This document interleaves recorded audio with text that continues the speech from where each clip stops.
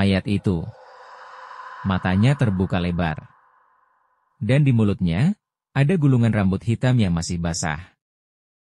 Begitu laporan itu sampai ke kepala kampung Batu Kurau, tak satupun warga berani lagi lewat jalan sempit menuju rumah panggung di ujung hutan. Rumah tua milik almarhumah Puan Halimah. Yang kini dihuni anak sematawayangnya, Salwa. Malam itu hujan turun seperti ditumpahkan dari langit. Angin meraung dari sela pepohonan. Daun pisang menari liar di belakang rumah, dan genting tua bergemertak seperti ada yang berjalan di atasnya. Salwa duduk di lantai, menggigil. Tangan kanannya terus mencengkeram sesuatu. Sebungkus kertas kuning, dililit benang merah yang mulai basah oleh peluh dan hujan bocor dari atap. Aku tak minta semua ini. Kenapa harus aku yang dikirim Bendani? Suaranya nyaris tak terdengar di tengah gelegar petir. Bungkus itu muncul 3 malam lalu. Diletakkan diam-diam di depan pintu saat tengah malam. Tidak ada yang mengaku mengantar. Tidak ada suara motor. Tapi kamera CCTV tua di teras, merekam sesuatu yang lebih buruk. Seorang perempuan berdiri di tengah hujan. Telanjang. Rambutnya menutupi wajah. Tapi bayangannya tidak ada. Salwa tidak pernah menunjukkan rekaman itu pada siapapun. Tapi sejak malam itu, hidupnya runtuh pelan-pelan. Tidurnya diganggu bisikan dari langit-langit kamar. Bau amis dan kapur barus busuk muncul dari lubang angin. Dan paling parah, ada goresan kuku di seluruh dinding rumah. Bukan dari manusia, tapi dari makhluk yang jalannya seperti menyeret rantai. Mak, apa yang kau simpan di rumah ini dulu? Ia tahu, ibunya punya masa lalu yang tidak bersih. Dulu saat kecil, Salwa sering melihat ibunya membakar sesuatu di tengah malam. Boneka jerami kecil, rambut, potongan kuku, dan darah ayam. Tapi semua itu dikubur dalam diam. Hingga malam ini, Salwa tak tahan lagi. Ia ambil pisau dapur, dan memutus benang merah di bungkus itu dengan tangan gemetar. Kertas kuningnya terbuka perlahan. Bau busuk langsung menyambar, membuat mata perih. Di dalamnya, ada segumpal daging hitam membusuk. Seutas rambut panjang, dan sebuah jarum tembaga kecil yang menancap di tulang. Salwa terisak. Tangannya mulai gemetar tak terkendali. Tapi sebelum ia bisa menutup kembali bungkusan itu, terdengar suara dari kamar atas. Langkah. Satu persatu. Perlahan. Berat. Menyeret. Padahal rumah itu hanya 1 lantai. Salwa? Suara perempuan, tapi seperti teredam dari balik kain basah. Salwa memutar tubuhnya perlahan. Lilin di meja padam. Hanya sisa bara yang menyala merah, dan di tembok belakang rumah. Bayangan perempuan tergantung terbalik. Rambutnya jatuh ke lantai. Mulutnya tersenyum lebar. Dan mata kirinya tidak ada. Balikan daging itu, sebelum jam 3. Atau, kau gantinya. Salwa ingin menjerit, tapi suaranya membeku di tenggorokan. Dan saat ia kembali melihat bungkusan itu, daging di dalamnya sudah tak ada. Tinggal tulangnya saja. Masih hangat. Masih berdarah. Ada sesuatu yang ibuku sembunyikan di rumah ini.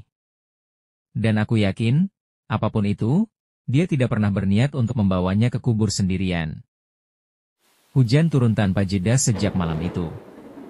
Langit di atas kampung Batu Kurau seperti dilapisi kain hitam tebal, tanpa bintang, tanpa rembulan. Rumah kayu tempat Salwa tinggal berderi tiap kali angin melewati celah-celah dindingnya.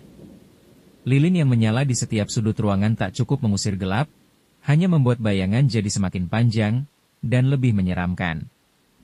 Bau asap, debu kayu basah, dan tanah bercampur jadi satu. Tapi ada satu bau lain yang tak pernah hilang sejak malam bungkus itu dibuka. Bau besi karat. Bau darah lama.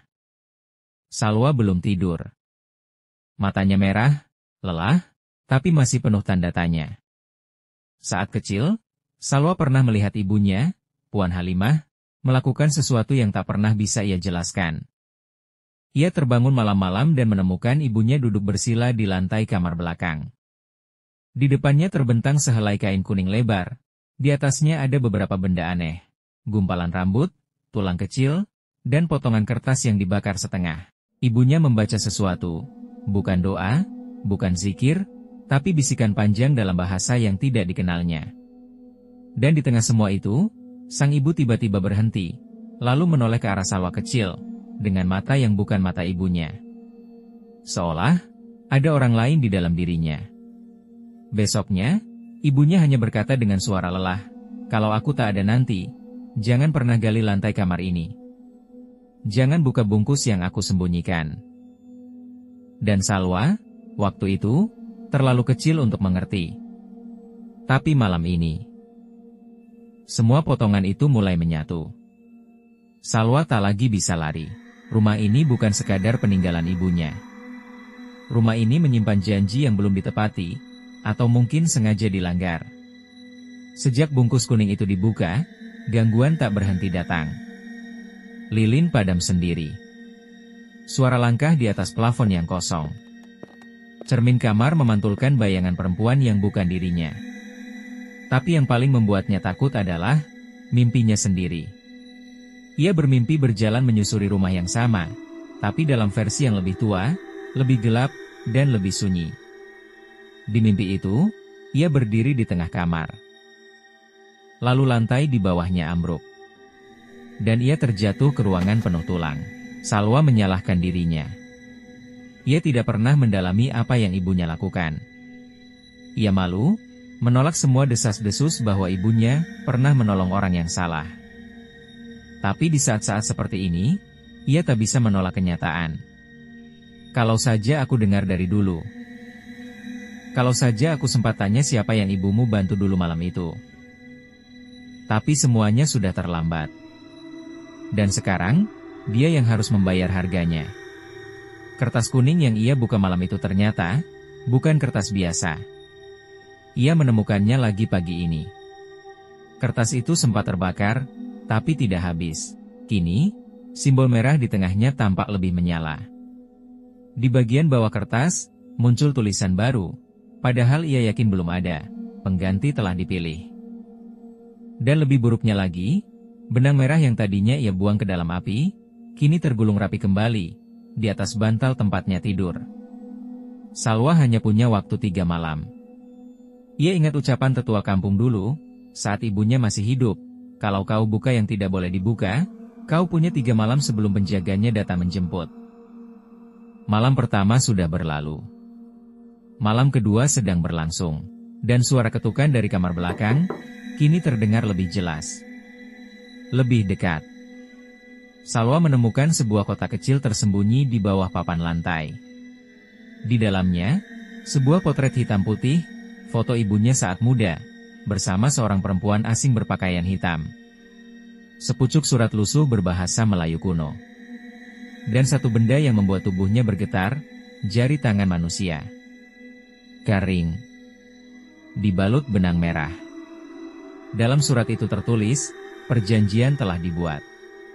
Bila salah satu menolak, maka darahnya akan mengganti. Salwa tak tahu siapa perempuan di foto itu, tapi satu hal pasti, ibunya pernah mengikat janji dengan sesuatu. Dan kini janji itu putus. Malam itu, sebelum tidur, Salwa mencoba menenangkan diri. Tapi tepat pukul 3.03 pagi, suara itu kembali datang. Tapi kali ini, bukan ketukan, melainkan suara goresan dari balik tembok. Ia mendekat perlahan, menempelkan telinga. Dan dari dalam dinding, ia mendengar suara perempuan berbisik, "Kau sudah buka. Berarti kau setuju. Esok malam, aku akan ambil tubuhmu." Salwa mundur ketakutan. Lilin padam. Dan dalam kegelapan, ia melihat bayangan rambut panjang meneteskan darah dari atas loteng. Bukan aku yang membuka pintu itu. Tapi kenapa yang datang malah memilih tinggal di dalam diriku? Langit malam menggantung gelap di atas atap rumah Salwa. Tidak ada angin. Tidak ada suara kodok. Tapi daun pintu rumah itu terus bergoyang. Pelan, seperti sedang ditarik dari dalam. Jam menunjukkan pukul 2.51. Salwa duduk memeluk kakinya di pojok kamar.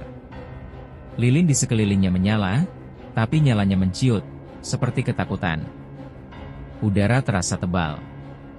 Bukan dingin, tapi berisi tekanan yang membuat kulitnya panas, perih, dan gatal. Lalu, suara itu terdengar. KRRKK, KRRKK, seperti kuku menggaruk lantai kayu. Tapi suara itu datang dari bawah tempat tidurnya. Salwa mendekat ke sisi tempat tidur, berusaha menenangkan diri. Ia membungkuk, mengintip ke bawah. Kosong. Tapi saat ia bangkit, suaranya muncul. Bukan dari luar, tapi dari dalam kepala. Salwa, jangan lihat ke kaca. Ia menoleh cepat ke arah cermin tua di pojok ruangan. Bayangannya ada, tapi tidak mengikuti gerakannya. Ia mengangkat tangan. Bayangannya diam. Ia menunduk. Bayangannya menyeringai. Jantungnya berdetak tidak karuan. Salwa berlari ke ruang tengah. Lampu padam. Lilin mati serentak. Ia mencium bau aneh. Bukan darah, tapi seperti rambut basah dan air comberan tua. Suara tetesan air terdengar dari loteng. Tapi Salwa tahu, loteng rumahnya sudah dipaku mati. Dari jendela, ia melihat bayangannya sendiri memantul samar. Tapi kali ini, ada sosok lain berdiri di belakang bayangan itu. Sosok perempuan, tubuhnya gelap, rambutnya basah, dan matanya menatap langsung ke kamera bayangan. Menatap dirinya sendiri. Salwa mundur pelan. Tangannya mencari saklar lampu di dinding, tapi tak kunjung ditemukan. Dinding terasa basah dan hangat.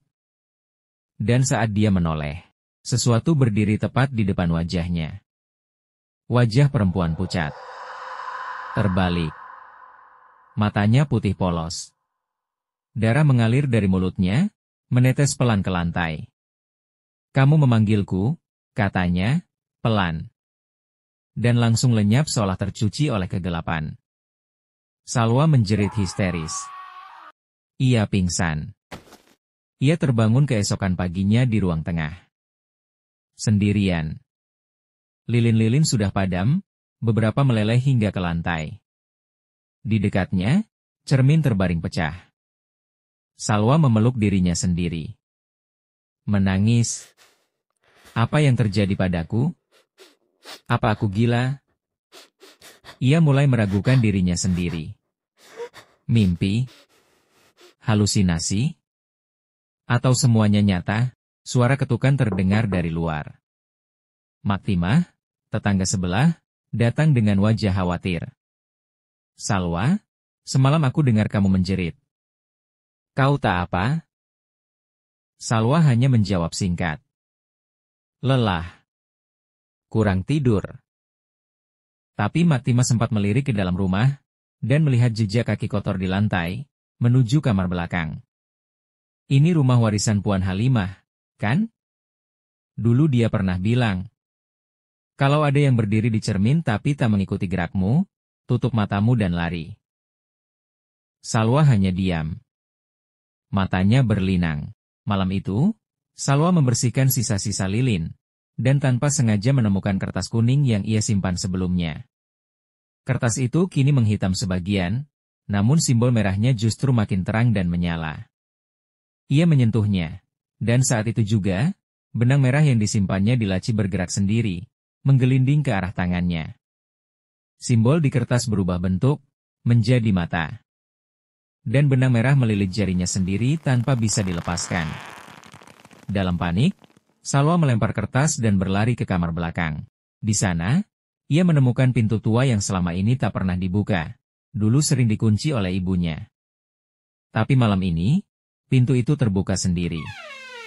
Di dalamnya, hanya ada satu hal. Sebuah kursi kayu dengan cermin bulat besar menghadap dinding. Salwa mendekat. Dan saat ia menyentuh kursi itu, lilin-lilin di ruangan padam serempak. dari balik cermin. Bayangannya menoleh. Tapi tubuhnya tidak. Lalu cermin bergetar, dan tangan keluar dari dalam cermin, mencengkeram leher Salwa. "Kamu sudah membuka pintu itu?" bisik suara dari balik kaca. Salwa menjerit dan berhasil melepaskan diri. Ia berlari kembali ke ruang tengah. Tapi saat ia sampai di sana, seluruh perabotan rumah telah bergeser. Foto ibunya kini tergantung di tengah tembok. Di foto itu, Salwa melihat dirinya sendiri berdiri di belakang ibunya, padahal foto itu diambil bertahun-tahun sebelum ia lahir. Tiba-tiba, bayangan dirinya muncul di balik cermin ruang tamu. Tapi bayangan itu tersenyum. Dan tubuhnya mulai berdarah dari mulut. Di lantai, simbol di kertas kuning menyala, dan suara itu berbisik lagi. "Satu malam lagi, Salwa. Kau akan menjadi tubuh baru." Lilin padam. Gelas di meja pecah sendiri. Dan dari balik kegelapan, dua mata putih terbuka perlahan. Hujan deras mengguyur beratap seng rumah tua itu. Di luar, petir memecah langit. Namun suara yang paling mengganggu bukanlah guntur, melainkan tawa kecil, seperti anak-anak, tapi fals, dan seperti direkam dari kaset rusak. Tawa itu datang dari langit-langit. Dari dalam dinding. Dari dalam tubuh Salwa sendiri. Salwa terbangun di lantai kamar mandi, bajunya basah kuyup oleh air dan darah dari luka cakaran di lengannya. Ia tak ingat bagaimana bisa sampai di sana. Tangan kirinya gemetar, karena masih mencengkeram benda itu, segumpal rambut panjang yang diikat benang merah dan sebuah jarum tembaga menusuk ke tengahnya. Benda yang dulu dikubur bersama mayat wanita itu, kini kembali dalam genggamannya. "Kau!" Membangunkannya, bisik bayangan di kaca.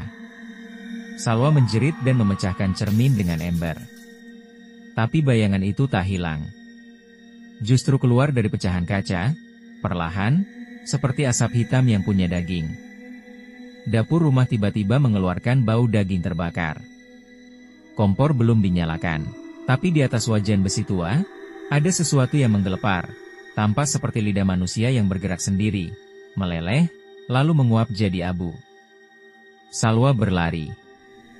Tapi pintu-pintu rumah menutup sendiri satu persatu.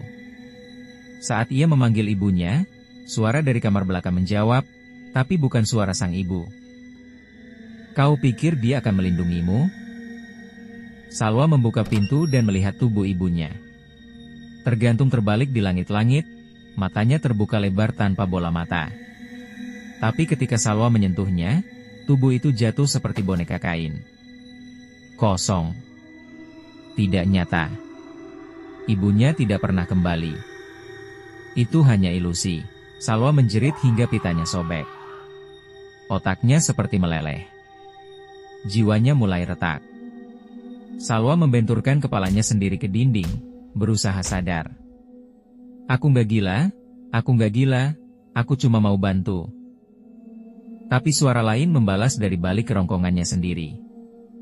"Kau sudah jadi miliknya." Semua lampu padam. Dinding rumah basah seperti berlendir. Jam berhenti di pukul 3.03, semua foto keluarga hangus sendiri. Hujan berhenti mendadak. Tapi ada kabut merah masuk dari celah jendela. Kabut yang berbisik. Benda itu, gulungan rambut jarum, bergerak sendiri, melompat ke dada Salwa dan menempel di kulitnya. Ia berteriak saat benda itu masuk perlahan ke bawah kulit, menggeliat seperti ulat hidup, lalu menghilang ke dalam tulang rusuknya. Perutnya terasa terbakar.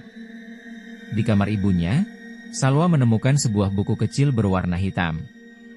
Dalamnya penuh tulisan kuno, mantra, dan gambar wanita yang wajahnya tergores silang merah. Nama wanita itu adalah Datin Zurina. Ia dibakar hidup-hidup oleh warga karena dituduh menyimpan roh pengikat cinta. Halaman terakhir penuh darah kering. Tertulis, barang siapa menyalakan jarum tembaga itu akan menjadi wadah berikutnya. Dalam bayangan mimpi buruknya, Salwa melihat ibunya berdiri di depan kuburan tua, menyumpal sesuatu ke dalam tanah sambil menangis. Maafkan aku, Datin. Tolong ampuni kami. Aku tak sanggup kehilangan anakku lagi. Salwa terbangun dengan napas tercekik. Ia sadar. Ia bukan yang pertama. Di dalam laci rahasia, ia menemukan akta kelahiran anak lain, seorang anak perempuan bernama Alia yang lahir 10 tahun sebelum dirinya, dengan wajah yang sangat mirip. Foto Alia menunjukkan anak itu meninggal, usia 5 tahun. Salwa bukan anak pertama. Ia adalah anak pengganti. Semua doa, semua usaha kabur, tak ada yang berhasil. Kutukan itu sudah hidup dalam darahnya sendiri. Ia adalah Wadah. Sejak lahir. Pukul 3.06 pagi. Semua pintu terbuka sendiri. Angin dingin meniup seluruh lilin yang tersisa. Di depan pintu, seorang wanita berdiri. Wajahnya setengah gosong. Tubuhnya basah oleh lumpur kuburan. Salwa membeku. Tapi tidak bisa berteriak. Tidak bisa lari. Wanita itu berkata, "Giliranku sekarang." Lalu menghilang di balik kegelapan. Dan tubuh Salwa mulai tertarik ke belakang, tanpa ada yang menyentuhnya. "Kalau aku bukan anak kandungmu, lalu siapa aku, Mak?" Malam itu dingin sekali. Bukan karena hujan atau angin, tapi karena sesuatu di dalam rumah telah berubah. Salwa duduk di lantai kamar, memeluk lututnya. Tubuhnya gemetar, bukan karena takut, tapi karena kenyataan yang menghancurkan. Di hadapannya, Hajah Munirah berdiri kaku. Mulutnya terbuka, ingin bicara, tapi tak ada suara yang keluar. Di tangannya, tergenggam boneka usang berlumur bercak merah, boneka yang dulu selalu dipeluk Salwa waktu kecil. "Itu bukan bonekamu," ucap Hajah Munirah akhirnya. "Itu milik Zurina." Salwa mendongak, wajahnya kotor, penuh air mata, tapi matanya membakar. "Siapa itu?" "Zurina adalah anak kami yang pertama." "Apa?" "Ia dikorbankan saat usianya baru 3 hari. Untuk menutup perjanjian dengan makhluk penjaga warisan keluarga." Suara Salwa pecah, histeris, seperti suara pecahan kaca. "Jadi aku siapa? Kau bukan darah kami. Kau hanya tubuh yang kami jadikan wadah. Kami adopsi, kami rawat, dan kami bentuk sebagai pengganti." Boneka itu jatuh ke lantai. Tapi tidak diam. Ia bergerak sendiri, berdiri perlahan, lalu kepalanya menoleh ke Salwa, dan tersenyum. Salwa menjerit, matanya basah, tangannya mencakar kulit wajahnya sendiri. Di kepalanya, semua kenangan masa kecil tiba-tiba berubah makna. Pelukan hangat ibunya dulu, sekarang terasa dingin dan kosong. Doa-doa sebelum tidur, ternyata mantra penyerahan jiwa. Boneka kecil adalah wadah roh pertama yang gagal kembali. Semuanya, kebohongan suci yang dibungkus kasih sayang palsu. Di dinding kamar, sebuah foto keluarga lama jatuh dari bingkai. Saat Salwa mengambilnya, ia melihat sesuatu yang selama ini disembunyikan. Nama Zurina tertulis samar di belakang foto. Dan di bawahnya, ada kalimat kutukan. "Siapa yang mengusik tempatku, harus menggantikanku." Darah menetes dari ujung jari Salwa tanpa sebab. Tapi ia tak merasa sakit. "Jadi aku hidup, untuk mati demi anak yang sudah mati?" Hajah Munirah menangis di sudut ruangan. Tapi Salwa tak peduli lagi. Ia bangkit, wajahnya kosong, tapi matanya merah menyala. "Biar aku yang selesaikan ini." Dia berjalan ke ruang bawah tanah, tempat altar lama tertutup debu dan doa-doa terlupakan. Di depan altar itu, ada 2 benda. 1. Pisau perak dengan pegangan tulang bayi. 2. Cermin tua yang katanya memperlihatkan siapa yang benar-benar hidup di dalam tubuhmu. Salwa berdiri di antara 2 pilihan, mengakhiri semuanya, atau menyerahkan diri sepenuhnya. Di cermin, ia melihat 2 bayangan berdiri. Dirinya, dan seorang anak kecil bermata hitam legam, tersenyum menunggu. Zurina. Salwa menjatuhkan pisau. Ia tertawa, tawa yang penuh luka, lalu berubah menjadi jeritan panjang. Lampu padam. Dari ruang atas, Haja Munirah mendengar suara langkah kecil, dan suara Salwa berbisik dalam bahasa yang tidak manusiawi. Aku, akhirnya mengerti, kenapa aku dilahirkan. Boom! Suara pintu bawah tanah tertutup rapat, sendiri. Semua yang dia janjikan, akan dibayar dengan nyawamu. Ritual sudah dimulai, entah oleh siapa. Salwa berdiri di tengah ruangan gelap, tubuhnya gemetar. Di sekelilingnya, tembok berlumur darah, simbol-simbol kuno menyala samar, dan dari balik cermin, Zurina keluar. Tapi kali ini, ia bukan anak kecil. Wajahnya setengah meleleh, mulut robek sampai ke telinga, dan matanya kosong. Tapi penuh tuntutan. Kau ambil hidupku. Sekarang, bayarlah. Suara itu menggema tanpa gerak bibir. Salwa menjerit. Tapi tak bisa lari. Kedua kakinya tertancap paku tembaga yang menembus lantai, seolah rumah itu sendiri menolaknya pergi. Di tangan Zurina, tergenggam boneka yang dulu dikira hanya mainan tua. Kini mata boneka itu bergerak, menatap Salwa sambil berbisik, satu nyawa, untuk satu janji. Salwa melihat ke sekeliling. Di altar ritual, ibunya tergeletak pingsan, dan di pojok ruangan, Nita, sahabatnya, merintih ketakutan. Zurina menunjuk mereka. Pilih. Tangisan Salwa pecah. Ia sadar, tak ada yang bisa selamat semuanya. Dengan sisa tenaga, ia memeluk ibunya, lalu menatap Zurina, menawarkan dirinya. Ambil aku. Tapi lepaskan mereka. Zurina tersenyum, dan menghunjamkan jarinya ke dada Salwa. Tidak fisik, tapi jiwa. Salwa jatuh, tubuhnya menggeliat, lalu diam. Tapi matanya masih terbuka, penuh darah, tapi tidak menutup. Nita menjerit, mencoba menghampiri. Tapi Zurina tiba-tiba menghilang, dan suara tawa anak-anak kecil memenuhi ruangan. Tiba-tiba, Nita melihat ke arah boneka. Boneka itu tersenyum, dan di tangannya tergenggam sesuatu. Kalung milik Nita. Zurina tidak mengambil Salwa. Dia hanya pindah ke tubuh baru. Beberapa hari kemudian, rumah itu kosong. Polisi menganggap semuanya kecelakaan listrik dan trauma psikologis. Tapi kamera terakhir menyorot satu ruangan gelap. Di dalam lemari, duduk seorang anak perempuan. Rambutnya panjang, wajahnya pucat.